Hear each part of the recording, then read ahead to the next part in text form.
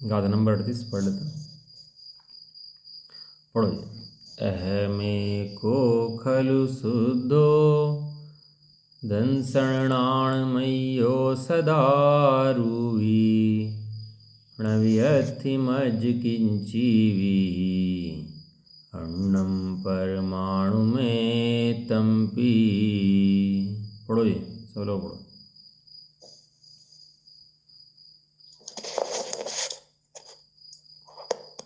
पढ़ो गाथा प्राप्त की।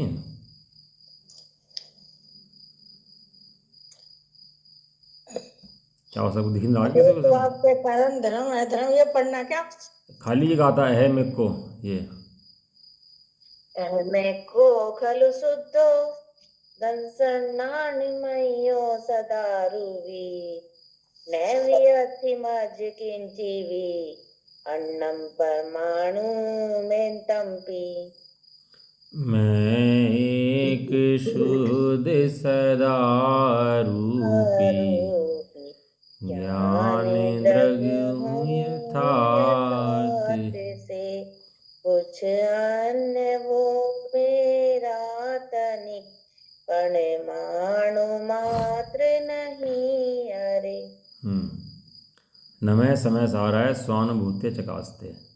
उस समय के सागर को नमस्कार हो जो अपनी अनुभूति से स्वयं से ही प्रकाशित है, जिसे प्रकाशित करने के लिए अन्य किसी आवश्यकता नहीं है। ऐसा नहीं है टॉर्च लेकर ढूंढ रहे कि पता नहीं कहाँ खो गया भाई जो स्वयं अपनी अनुभूति से प्रकाशित है। कहाँ से प्रकाशित है? अपने आप स्वयं प्रकाशित है। और यहाँ पे और कौन ऐसा द्रव्य जो प्रकाशित है? यहाँ तू ही तो प्रकाशित है। हैं क्षुल्लक धर्मदास जी थे, वो एक उदाहरण देते कि एक व्यक्ति ने गले में हार पहन लिया और हार पहन करके हार भूल गया कि हार कहाँ पे रखा। उसे याद नहीं हार कहाँ रह गया। और अंधकार हो रहा था और अंधकार में वो हार चमक रहा था और हार की चमक में ही हार को ढूंढ रहा है उसको कि हार कहाँ है, हार कहाँ है, हार कहाँ है? दिख कहाँ में रहा है उसे? उस हार की चमक में दिख रहा है। और किसे ढूंढ रहा है? उस हार को ढूंढ रहा है? तो कहता है भैया तू मूर्ख है क्या? तेरे गले में पड़ा हुआ हार है, तो हाथ लगा ले अभी तब दिख जाए कहाँ पर है? लेकिन गले पे हाथ नहीं लगाता, देखता नहीं है, उस हार की चमक से सबको ढूंढता रहता है। इसी तरह यह ज्ञानी पुरुष जो होता है अपने ज्ञान का प्रयोग करके अपने ज्ञान से ज्ञान को देख करके भगवान बन जाए। क्या कर ले? ज्ञान में अपने ज्ञान को देखे। खाली करना क्या है जीव को? कुछ बहुत बड़ा काम नहीं करना, कोई बहुत पत्थर ढोने इसको, कोई सिर्फ बोझ ढोना हो, यहाँ से वहाँ पटकना हो, कुछ काम करना हो, कुछ नहीं। केवल क्या करना है? ज्ञान में ज्ञान को ज्ञान देखना है बस। इतनी से देखते ही सारा का सारा बोझ हट जाए। इस ज्ञान के अंदर ही क्या करता है? पर वस्तुओं को ज्ञेय में सुख मानता हुआ पर वस्तु में सुख ढूंढता रहता है। क्या करता है? पर वस्तुओं में सुख ढूंढता है। ज्ञान किसका? सुख किसका? कि ज्ञान खुद का, सुख खुद का। और मानता कहाँ से है? पर वस्तु से आया। देखो क्षुधा आदि लगती है ना, भोजन भूख लगी और खाना खाया तो सुख मिला, तो वो सुख भी जो है ना वो भोजन में से नहीं आया। वो जो अंदर में उसकी खाने की इच्छा का भाव हुआ है, जो इच्छा का भाव हुआ है वो सुख वहाँ से आया है? इच्छा के अभाव में सुख है, इच्छा की पूर्ति में सुख नहीं है। उस समय जो इच्छा का भाव हुआ उस इच्छा के अभाव से सुख है? और मानता कहाँ से है? इसको लगता क्या है कि सुख कहाँ से आया? पर द्रव्य से आया, पर वस्तु से आया। तो जब इसको ऐसा भासता है कि पर द्रव्य से पर वस्तु सुख आया तो उनकी पूर्ति के लिए भागता है। फिर उसके बाद यदि इसको पता लग जाए कि इच्छा की पूर्ति में सुख नहीं है, इच्छा के अभाव में सुख है। और इच्छा का भाव कैसे होता है? कि अपने स्वरूप को जानने वालों की इच्छा का भाव हो जाता है? अपने स्वरूप को जानने वाले की इच्छा का भाव होता है? नहीं तो इच्छा का भाव नहीं होता। मैं मुनि बन जाऊंगा, मैं शावक बन जाऊंगा, मैं नियम लूँगा, मैं त्याग लूँगा, मैं ऐसा करूँगा। स्वभाव को जाना नहीं और क्या करा? नियम त्याग लेने के लिए लग पड़ा है। तो उससे क्या होता है? इच्छा इसकी और बढ़ जाती है। पहले तो सीमित इच्छा थी, घर गृहस्थी में रहा करता था, अब समाज की इच्छाएं पूरी सिर पर ले लिया अपने। समाज का कल्याण करना है। किसका कल्याण करना है? समाज का कल्याण करना है। पहले तो घर का 4 लोगों का कल्याण करना था, जो घर में 4 लोग थे उनके लिए कमाना था, उनका कल्याण करना था। अब पूरे समाज का कल्याण करना है, पूरे देश का कल्याण करना है। पूरी दुनिया का कल्याण करना है। बताओ, इच्छा बढ़ी कि घटी? इच्छा बढ़ी तो दुख बढ़ा कि दुख घटा? बड़ा बड़ा हाँ, अपने स्वभाव को तो बताना दुख बड़ा। जितना संबंध दुख सुख का है ना, वो इच्छा से है भाई। इच्छा इच्छा इच्छा इच्छा, इसलिए कहा इच्छा जो है दुख है। इच्छा निरोध तप है। जिसने इच्छा का निरोध किया उसको तप है, और इच्छा का निरोध ना करो तो तप नहीं है। कोई मंदकशाही जीव हो ना और बैठा हो तो गाली दे दे, चुप बैठ रहे, तो भले ही चुप बैठ रहे, लेकिन गाली देना उसको ये तो अच्छा नहीं लगता उसको। क्या यार गाली दे रहा है, भले ही चुप बैठ रहे मंदकशाही हो, लेकिन अंदर में अच्छा नहीं लगता उसको। कोई प्रशंसा करे ना अच्छी अच्छी, तो भले चुप बैठा रहे, लेकिन अंदर में लड्डू फूटते रहते हैं। तो कितने मंदकशाही जी हो, सही बात है। वो दिखावा करे भले ही अपने को मंदकशाही का बहुत दिखावा कर ले, लेकिन ऐसे दिखावा करने से भी छूटता नहीं है उसको। अंदर में उसका सुख का दुख का वेदन चलता रहता है। लेकिन जो स्वभाव को जानते हैं उन्हें पता होता है भैया मैं कि कहाँ मैं पड़ा हूँ यहाँ पर आकर के, ये तो थोड़ी दिन की बातें हैं और मैं तीन लोग का नाथ बनने वाला हूँ, तीन लोग का नाथ हूँ। ऐसी दृष्टि से फिर वो पड़ता है, न मैं समय सारा है स्वानुभूति चकास्ते। समय का सार हूँ मैं, और क्या स्वानुभूति अपनी अनुभूति से स्वयं प्रकाशित हो रहा हूँ। तो यह कहीं और से प्रकाशित हो ऐसा नहीं है। वो जो स्वयं अनुभूति से अंदर से ये प्रकाश, ज्ञान प्रकाश कहाँ से आता है? ये हमेशा जलने वाला प्रकाश। कोई ऐसी टॉर्च है क्या जो जलाए रखो और ख़त्म ना हो? क्या ऐसी तो कोई टॉर्च नहीं आती भाई कि जलती रहे ख़त्म ना हो। वो तो शैल तो ख़त्म हो जाएंगे उसके, हैं, वो तो ख़त्म हो जाएगी। लेकिन ये ज्ञान प्रकाश ऐसा है, ये कभी ख़त्म होने वाला नहीं है। कहाँ से निकलता है ज्ञान प्रकाश? ये ज्ञान प्रकाश अपने अंदर से निकलता है भैया। निकलता ज्ञान अंदर से है और मानता बाहर से है। पढ़ने से ज्ञान होगा, हैं, और पढ़ाने से ज्ञान होगा, ऐसे से ज्ञान होगा। ज्ञान के लिए हमें फैलना चाहिए, ज्ञान बढ़ाना चाहिए, बांटना चाहिए। जबकि ज्ञान की वृद्धि का तरीका ये नहीं है। ज्ञान की वृद्धि का तरीका ये है कि अंतर्मुख होगा तो ज्ञान बढ़ेगा, और यदि ज्ञान अंतर्मुख नहीं हुआ तो कितना ज्ञान बढ़ा लेना, एक दिन एक इंद्रिय तो तुझे बनना ही बनना है भाई। ये बात तो समझ ले बस। यदि ज्ञान के अंदर ज्ञान नहीं समाया, ज्ञान से ज्ञान की पहचान नहीं करी, ज्ञान में ज्ञान को नहीं देखा, तो आज नहीं तो और थोड़ा समय बाद ऐसी स्थिति जरूर आ जाएगी जब एक इंद्रिय बन जाएगा। इधर पुण्य के उदय से मिथ्या दृष्टि देवों की आयु भी सागर हो जाती है। 22 सागर, 21 सागर, इतनी सागरों में आयु हो जाती है मिथ्या दृष्टि की भी, हैं। लेकिन इतनी आयु होने के बाद भी ज़्यादा कहाँ है? अल्टीमेटली अंत में ज़्यादा कहाँ है वो? क्यों है? अंत में जाता कहाँ है वो? निगोद में, निगोद अंत में निगोद में जाता है भाई साहब। इसी तरह जीवन अंत काल हो गया भ्रमते हुए। ये भ्रम क्यों, ये भ्रमते इतना काल क्यों हो गया? यहाँ से वहाँ, वहाँ से वहाँ, वहाँ से वहाँ, वहाँ से वहाँ। और ज्ञान कहाँ से मानता है? ज्ञान बाहर से मानता है। सुख कहाँ से मानता है? सुख बाहर से मानता है। जबकि संपत्ति किसकी है? संपत्ति अपनी है, मानता बाहर से है। पर इसी का नाम भ्रम है, इसी का नाम भ्रम है। कहने लगे खरगोश के अंडे, खरगोश आया है। कहने लगे खरगोश कहाँ से मिलेगा जी? कि खरगोश अंडे में से निकलता है। कहने लगा खरगोश अंडे में से निकलता है? कहने लगा खरगोश तो अंडे से निकलता है। कहने लगा बेटा दिखाते थे खरगोश अंडे में से कैसे निकलता है? कहने लगा दिखाओ जी। मेला लग रहा था वहाँ पर, मेले में नुमाइश लगी हुई थी और सब लोगों को तमाशा चल रहा था। तमाशे में ले गए, तो तमाशे में ले गए तो उसने वहाँ पे जो है गया, देखो जी खरगोश अंडे में कैसे निकलता है। तो एक आदमी ऊपर पेड़ पे 2 कद्दू लेके बैठ गया है। स्वामी सुना करते थे। उसने ऊपर से कद्दू फेंके, इधर से इसने बहुत तेज आवाज़ की ढोल बजाया, ढोल बजे कद्दू जमीन पे गिरे, कद्दू फूटे। पीछे से एक आदमी खरगोश लेके बैठा, तो उसका खरगोश छोड़ दिए हैं। तो खरगोश भागे एकदम से निकल करके। तो क्या लगा?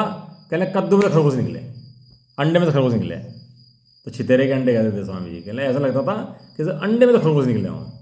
अबे वो खरगोश अलग है भैया, वो ऊपर से बैठा हुआ अलग है, वो अलग फोड़ रहा है, वो सब काम अलग चल रहे हैं। वो लगता कैसा है कि एक अंडे में से निकले खरगोश।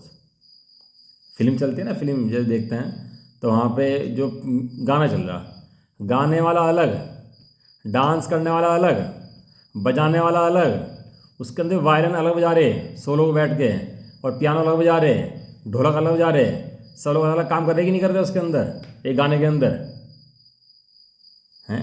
अलग अलग पार्ट अदा कर रहे हैं सब अलग अलग एक गाने के अंदर कितने के लोग काम कर रहे हैं कि एक म्यूजिक देने वाला, म्यूजिक में भी एक डायरेक्शन देने वाला, उसको कैसे गाना है, क्या करना है, पूरी उसकी वो देने वाला, थीम देने वाला उसको, है कि नहीं है उसके एक अंदर? लिखने वाला, एक लिखने वाला। एक लिखने वाला अलग, गाने वाला अलग, बजाने वाला अलग, डांस करने वाला अलग, और फिल्म करने वाला अलग हैं। और कितने कितने कितने लोग लगे हुए हैं गाने के अंदर, लगे हैं, 1000 लोग लगे हुए हैं। और जब देखते हो तो कैसा लगता है, कहने लगे ये तो एक का ये तो गाना सुनते मजा आ रहा है, ये यही है बस जो गा रहा, सामने पिक्चर दिख रहा है कि यही तो गा रहा है, और ये तो डांस कर रहा है, और ये सब ये तो बजा रहा है, सब ये तो कर रहा है? कैसा लगता है देख के बताओ? ऐसे काम करने वाले कितने लोग हैं? काम करने वाले बहुत लोग हैं। ऐसे ही यहाँ पर 6 द्रव्यों का काम चलता हैं? पुद्गल अपना काम कर रहा है, और जीव अपना काम कर रहा है, धर्म अपना काम कर रहा है, अधर्म अपना काम कर रहा है, आकाश अपना काम कर रहा है, काल अपना काम कर रहा है, सब अपना काम कर रहे हैं। लेकिन देख के लगता कैसे है कि सारा काम किसने किया? कि सारा काम मैंने किया। भैया तेरा काम तो ज्ञान और सुखरूप रहना है, तेरा काम पुद्गल में हस्तक्षेप करना नहीं है। और ज्ञान का विकास करना हो तो ज्ञान में ज्ञान समा जाए, यही ज्ञान के विकास की पद्धति है। इसके अलावा ज्ञान के विकास की पद्धति अन्य कोई है नहीं। वो ज्ञान के हीन करने की पद्धति तो है, लेकिन ज्ञान के विकास की पद्धति कोई नहीं है इसके अलावा, है? केवल ज्ञान की पद्धति कौन सी है? सुख की पद्धति कौन सी है? कि ये है मैं एक शुद्ध सदा रूपी ज्ञान दर्पी यथार्थ से।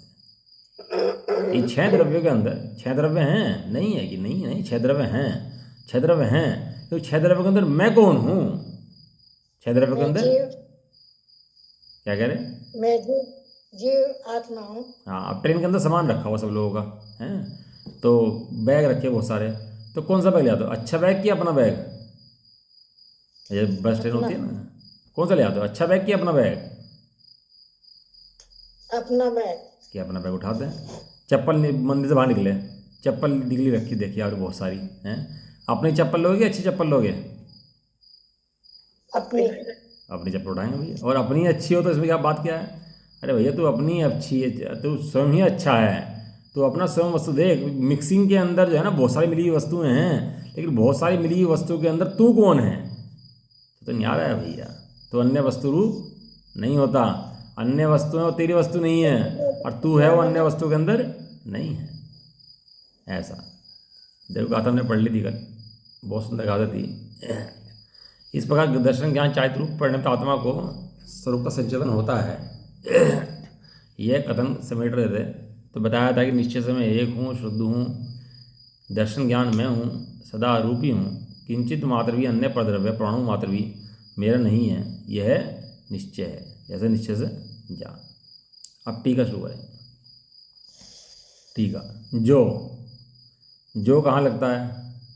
जहाँ समझाना हो वो, जो करेगा वो, जो करेगा वो भरेगा। कहते हैं ना, जो करेगा वो भरेगा। तो जो माने एक संज्ञा विशेष है, जो भी, कोई किसी व्यक्ति विशेष का नाम नहीं है। जो भी ऐसा काम करेगा वो, ठीक है ना। तो जो अनादि मोहरूप अज्ञान से, अज्ञान कब से लगा हुआ है हमारे जीव को? कि अनादि काल से जीव ने बाहर के तो सब काम करे, बाहर में भाव आकर तो फाग हो गया, राख हो गया, खाक हो गया बाहर भाव के, लेकिन जीव ने आज तक शांतिपूर्वक एक काम नहीं करा कि अपने स्वभाव का भोग कराओ। इसे कहते हैं अज्ञान। पूरी संपत्ति का मालिक स्वयं, अपनी अनंत गुण संपत्ति का मालिक स्वयं, और भोगता किसे जाता है? बाहर में। अनादि मोह रूप कब से लगा हुआ है मोह? अनादिकाल से। अनादिकाल से। अनादिकाल से। सुनना समझना तो बहुत अच्छा लगता है, शब्द तो बोल दो अनादिकाल से। अनादिकाल किसे कहते हैं? काल अनंत, काले अनंत निगोदे मझार, बीत्यो एकेंद्रिय तन धार। किसे कहते हैं भाई साहब अनादिकाल? क्या है? जैन धर्म शब्दों का नाम नहीं है, भाव भाषण का नाम है। ये जो भाव भाषण दो, अनादिकाल से मैं, मुझे किसी ने बनाया नहीं, अनादिकाल से मैं हूँ, और आज तक मैंने एक काम नहीं करा कि अपने को जाना हो।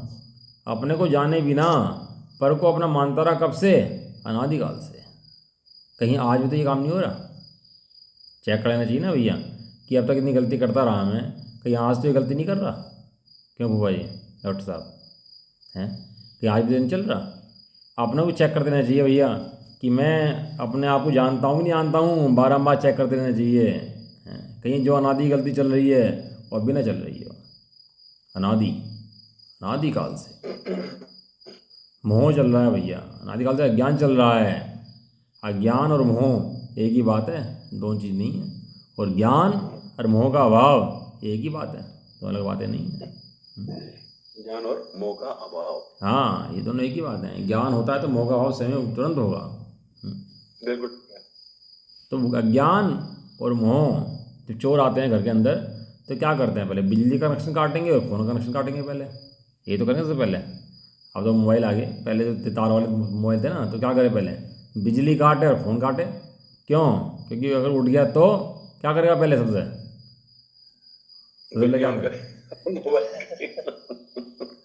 सबसे पहले लाइट जलाएगा और फ़ोन करेगा, हैं? तो पहले वही उसका कनेक्शन काटो, ये करेगा।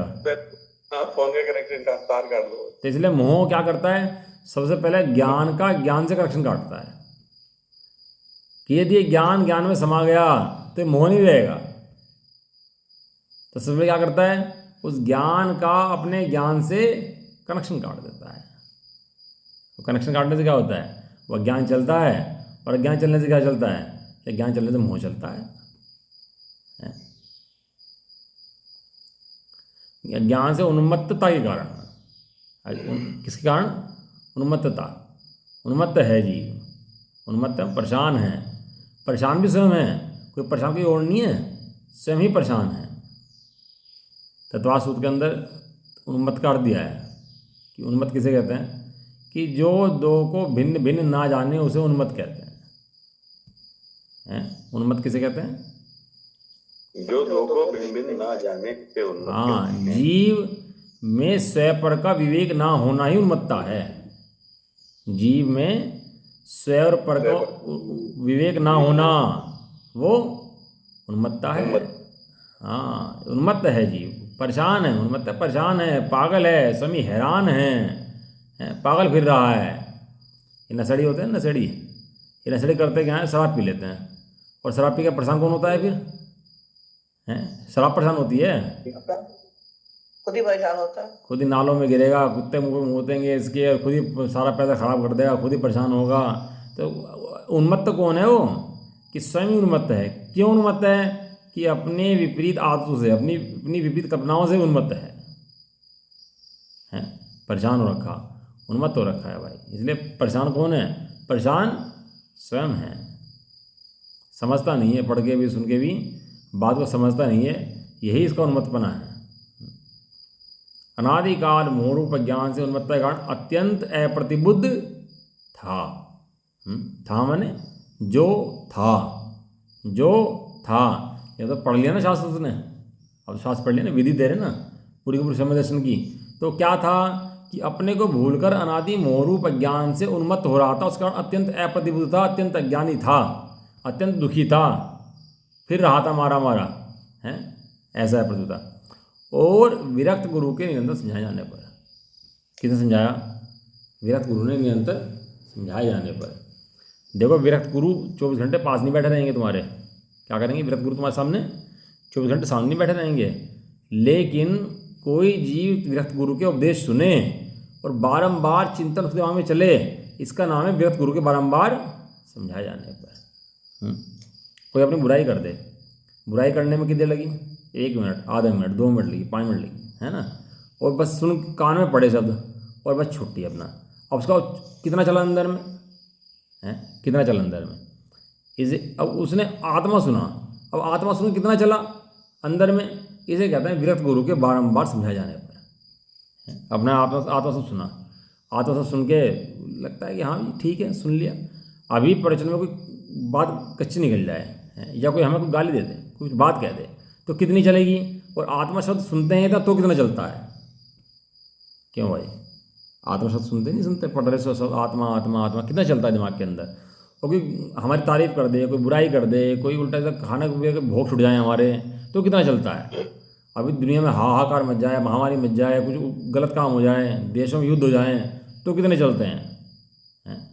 और ये आत्मा शब्द हमारे खुद के दिमाग में पढ़ते पढ़ते कितना चलता है, विचार करना चाहिए ना, सोते उठते बैठते कितना चलता है। इसका मतलब विरक्त गुरु ने बताया तो, लेकिन तूने समझा नहीं अभी, है क्या कहा, समझाए जाने पर। अब समझा तो वे तो कह रहे हैं, वे तो कह ही रहे हैं अपनी मन की बातें, लेकिन भैया ये समझता नहीं है। दोल समझ सुन चेत सयाने, क्या कहा? दोल समझ सुन चेत सयाने, काल वृथा मत खोवे, यह नरभव फिर मिलन कठिन है, जो सम्यक नहीं होवे। अब वो समझता नहीं है और जीवन ऐसे ही पूरा चलता रहता है। ये सब क्या है, अंदर में जो भावना पकते हैं ना जीव को, आत्मा में बढ़ती, कि आत्मा सुनना समझना बहुत जरूरी है, अत्यंत आवश्यक है। और उसको जब लगन से सुनता है, ध्यान से, तो उससे कर्मों का क्षय होता है। अब खाली ऊपर से बैठ बैठ के पढ़ता रहे तो उससे साफ नहीं होता। पहले क्या होता है, नाली खुली होती थी ना, तो नाली में पानी चलते चलते मैल जम जाया करता नीचे, है ना। जब मैल जम जाता नीचे, तो मैल साफ कैसे होता? और पानी तो चले जा रहा है, मैल बैठा नीचे बैठे जा रहा है, तो मैल साफ कैसे करते थे वो, याद है?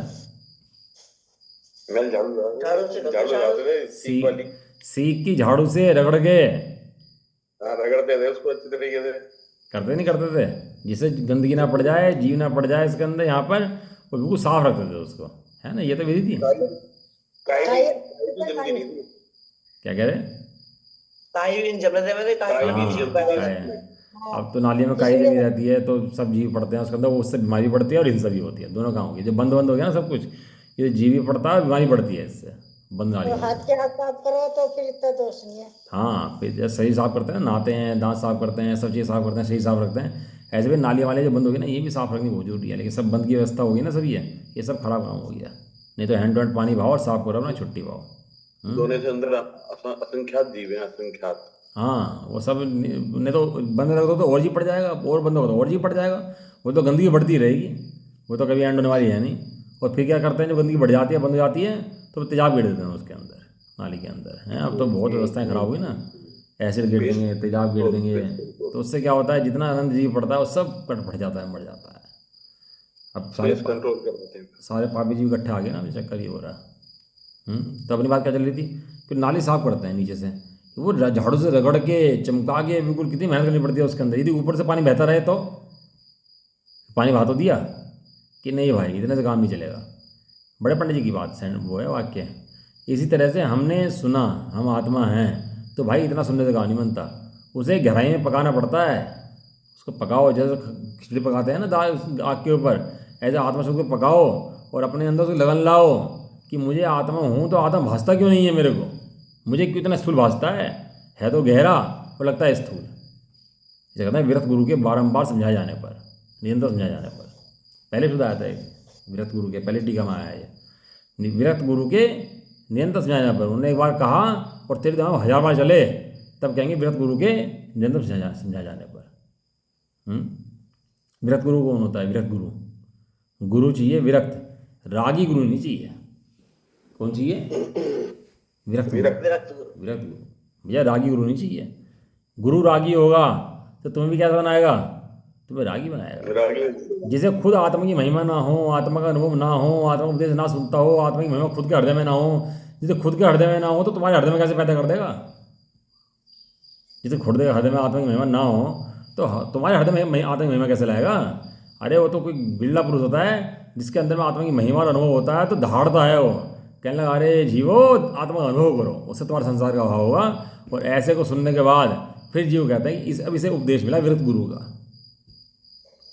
विरक्त गुरु मने सारे खाली मुनिराज नहीं, मुनिराज 7वें 8वें 9वें 10वें 11वें 12वें इनमें तो उपदेश करते ही नहीं है। उपदेश होता है केवल 6ठे गुणस्थान के अंदर। कौन से गुणस्थान के अंदर? 6ठे। शास्त्र लिख दिए ये विरक्त गुरु का उपदेश है। और सुनो, विरक्त गुरु है 5 गुणस्थान वाला जो आत्मानुभवी है, विरक्त है 4थे गुणस्थान वाला जो आत्मानुभवी है, भले गृहस्थ में है तो भी। गुरु माने जो कल्याण करे, जो मार्ग दिखाए। और मार्ग कौन दिखाएगा? जिसने मार्ग देखा हो वो मार्ग दिखाएगा। जिसने मार्ग खुद ने देख रखा हो तो मार्ग कैसे दिखाएगा? अब वो सड़क पर पूछते हैं ना बहुत से लोग कि भाई साहब फलाना मकान नंबर कौन सा है, तो क्या कहते हैं? भाई साहब हमें तो पता नहीं है। क्यों बोला हमें तो पता नहीं? तुम सोसाइटी में रहते, मोहल्ले में रहते, बता दो कौन सा, कोई से बता दो। है ये बेचारा पूछ रहा है, टाइम खराब कर रहा है अपना, तो घूम रहा है, तो बता दो कोई सा भी उसको। नहीं, ऐसा नहीं करते। उसे क्या बोलते हैं कि भाई मुझे नहीं पता, किसी और से पता कर, ये तो बोलते हैं।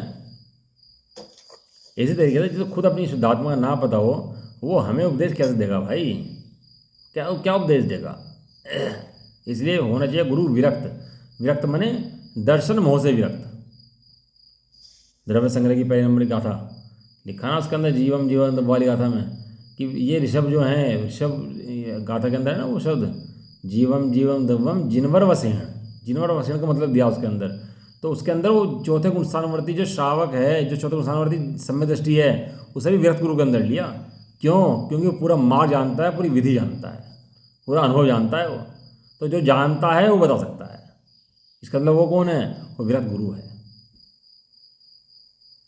ऐसा नहीं खाली मुनिराज को उपदेश कर करके। हाँ, ये बात जरूर है कि भगवान के उपदेश के बिना ये उपदेश मुनियों तक नहीं आता, और मुनियों के उपदेश के बिना ये उपदेश हमारे तक नहीं आता, और हमारे तक सम्यक दृष्टि तक नहीं आता तो नीचे भी नहीं बता पाता। वो बात तो बराबर है, आता उपदेश ऊपर से ही है भगवान से, हैं। लेकिन ऐसा आने के बाद चौथा गुण स्थान वाला भी पूरा उपदेश दे सकता है, क्योंकि वो कौन है? विरक्त गुरु है। लेकिन वहाँ पूजा करनी हो, उसकी अर्चना करनी हो, अष्टद्रव्य पूजा करनी हो, तो वहाँ पर वो गुरु की अपेक्षा अलग है। क्या कहा बुआ जी? आंटी क्या बताया? थोड़ा समझ में आता ही नहीं आता जब मैं बात बता रहा हूँ। यदि अष्टद्रव्य से पूजा करनी हो तो चौथे गुण स्थानवर्ती अष्टद्रव्य से पूजा नहीं होगी, पंचम गुण स्थानवर्ती अष्टद्रव्य से पूजा नहीं होगी, वहाँ मुनिराज की अष्टद्रव्य से पूजा हो जाएगी। तो वहाँ पर जो गुरु कहने का अर्थ है वह गुरु पूजा की अपेक्षा वो अर्थ अलग है। लेकिन यहाँ पर जो विरक्त गुरु कहने का अर्थ है या समझाने की अपेक्षा विरक्त गुरु कहने का अर्थ अलग है। समझ में आया? अपना काम तो भाई साहब जब प्रधानमंत्री चपरासी से सकता हो ना तो उससे कर लेना चाहिए। अपना काम तो चपरासी से भी होता है ना, एक स्टैनो पिस्टानो खाता पाल होते हैं, इनसे भी होता हो तो अपना काम करना चाहिए। हमारी दृष्टि किस पे है? अपना काम करने पर। किस पे दृष्टि हमारी? काम करने में। अपना काम जहाँ से बने वहाँ से बना लो। लेकिन प्रधानमंत्री कहा जाएगा भाई साहब, अधिकारी कहा जाएगा। तुम्हारा काम चपरासी ने कर दिया, इसका मतलब चपरासी अधिकारी बन गया, ऐसा नहीं है। समझ में आया नहीं आया? वहाँ चपरासी ही है, अधिकारी ही है। लेकिन अपना काम प्रयोजन करने की अपेक्षा तो कहा विरक्त गुरु के निरंतर समझाने पड़े। विरक्त गुरु कौन? जो हमारा काम साथ दे, वो विरक्त गुरु। और जहाँ पूजा करनी हो तो मुनिराज भगवान। तो चार गुण स्थान के अंदर उपदेश होता है, चौथे के अंदर उपदेश होता है, पांचवें के अंदर उपदेश होता है, छठे के अंदर उपदेश होता है, 13वें के अंदर उपदेश होता है। बाकी के अंदर उपदेश नहीं होता। बाकी शुद्धोदक गुण स्थान है, वहाँ आत्मा अपने अंदर में ही स्वभाव में रहता है, उनके अंदर उपदेश की व्यवस्था नहीं है। उपदेश गुण स्थान के अंदर नहीं होता। नंबर एक बात। नंबर दूसरी बात इसका है कि एक संदर्शन होता है अधिगमज और निसर्गज। क्या उस संदर्शन के दो भेद कौन से हैं? अधिगमज और निसर्गज। जो अधिगमज संदर्शन है वो किसे सुन के हुआ है, और निसर्गज जो संदर्शन हुआ है वो किसी को पूर्व में सुना था, उसकी याद करने से हुआ है उस उपदेश को। लेकिन भाई साहब वो उपदेश एक बार सुनना जरूरी है, संगीय पंचेंद्रियपना होना जरूरी है, और संगीय पंचेंद्रियपना होने के बाद एक बार विरक्त गुरु का उपदेश सुनना जरूरी है। यदि इतना नहीं सुना तो काम नहीं बनेगा। खाली ये नहीं कि अनादिकाल का मिथ्यादृष्टि जीव संगीय पंचेंद्रिय ना बने तो अनुभव नहीं हो सकता, और संगीय पंचेंद्रिय बन करने के बाद भी उपदेश ना सुने तो अनुभव नहीं हो सकता। जीव तो समय है। नहीं, समय दर्शन के जो दो भेद है ना, ये एक बार क्या है? हाँ, अधिगमज और निसर्गज। अधिगमज माने मैं आपको सुना रहा हूँ, मुनिराज सुना रहे हैं, कोई सुना रहा है, और सुनते सुनते आपको आत्मा का भान हुआ, एकदम वो मैं शुद्धात्मा हूँ, ऐसा दर्शन हुआ, तो इसका नाम कौन सा है? अधिगमज है ना।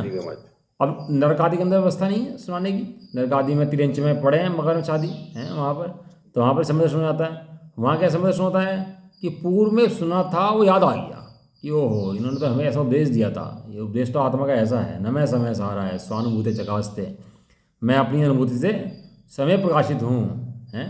और ऐसा प्रकाशमान पदार्थ देख करके अपने आप को उसको आनंद झड़ गया अंदर से, उसका नाम समय दर्शन वहाँ पर हो गया। सुना था वो याद आ गया, ऐसा है ना। तो क्या शब्द? विरक्त गुरु के निरंतर समझाए जाने पर। समझाने का अर्थ समझ लिया, और सुबह सुबह बताया अहम एक को खलु शुद्धो। अब पूरे दिन इसको क्या करना है? आपको बारंबार दिमाग में घुमाना है। तो इसका मतलब है विरक्त गुरु ने समझा, गुरु तो व्यक्ति हैं समझा रहे हैं, और अब क्या हुआ? समझाए जाने पर है। आगे दिया जो किसी प्रकार से समझ कर। क्या हुआ? जो किसी प्रकार से समझ गए। क्षुल्लक धर्मदास जी थे तो बहुत अहंकारी व्यक्ति थे, बहुत अहंकारी व्यक्ति थे, घमंड था बहुत। कोई कुछ कहते लड़ने मरने तैयार, उसको मारने पीटने तैयार, इतने इतने बड़े थे, थे क्षुल्लक हैं। तो भजन गाया करते थे, मैं शुद्ध हूँ रूपी हूँ, ऐसे भजन गाया करते थे। तो एक दिन गुरु ने पूछ लिया, कहने लगे तुम ये क्या पढ़ते हो कि ये मैं शुद्ध हूँ रूपी हूँ, मतलब क्या है इनका, हैं इसका मतलब पता है तुम्हारे को? तो कोई और पूछ ले तो गुस्सा आ जाएगा उनको इतनी बात में तो। लेकिन उस दिन पता नहीं भव्यता उनकी एक ऐसी थी, गुस्सा नहीं आया उस दिन, हैं। उस दिन कहने लगे मैं रूपी हूँ, मैं शुद्ध हूँ, कुछ कह तो रहे, हाँ गा के तो आया भजन में भी, अभी विधान गा आया, उसमें लिखा था मैं शुद्ध हूँ, रूपी हूँ, एक हूँ, अखंड हूँ, करा के तो आया विधान।